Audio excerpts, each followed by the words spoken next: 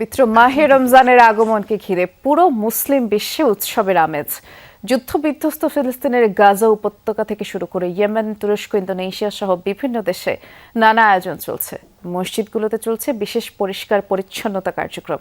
মুসল্লিদের নির্বিঘ্ন ইবাদতের জন্য নেওয়া হয়েছে প্রয়োজনীয় ব্যবস্থা। আর ঘরে ঘরে চলছে খাদ্য সামগ্রী সংগ্রহের কাজ। রঙিন বাতি, নান্দনিক সাজসজ্জায় সেজে উঠছে বাড়িঘর। জায়নামাজ, আতর, ধর্মীয় পোশাকের দোকানেও দেখা যাচ্ছে উপচে পড়া ভিড়। নতুন লাইফবয় অ্যালোভেরা শ্যাম্পু চুল করে ন্যাচারালি স্ট্রং মাত্র 2 টাকায়।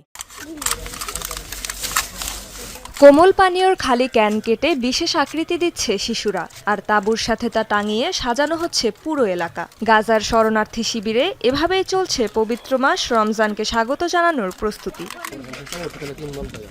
কেবল যুদ্ধবিধ্বস্ত গাজা উপত্যকায় নয়, বিশ্বজুড়ে উৎসবের আমেজ মুসলিম উম্মার পবিত্র এ মাসকে ঘিরে। ইয়েমেনের মসজিদগুলোতে চলছে বিশেষ প্রস্তুতি।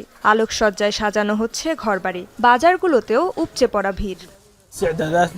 ইয়েমেনিরা সাধারণত রমজানের প্রস্তুতি নিয়ে খুবই উৎসাহী থাকে। খাদ্য সামগ্রী কেনা থেকে শুরু করে গৃহসজ্জা সবকিছু বেশ আনন্দের সাথে করে।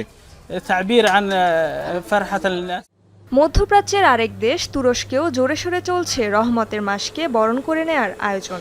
মসজিদে মসজিদে চলছে পরিচ্ছন্নতা কার্যক্রম। মুসল্লিদের সুবিধায় নেওয়া হচ্ছে নানান ব্যবস্থা। আরেক মুসলিম দেশ ইন্দোনেশিয়ায়ও চলছে পবিত্র রমজানের প্রস্তুতি।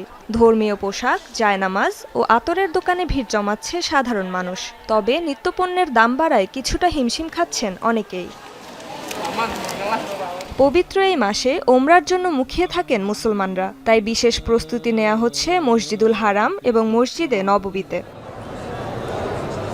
এছাড়া পাকিস্তান, আফগানিস্তান, বাংলাদেশ সহ বিশ্বের সব মুসলিম দেশেই মাহে রমজানকে ঘিরে চলছে নানা আয়োজন।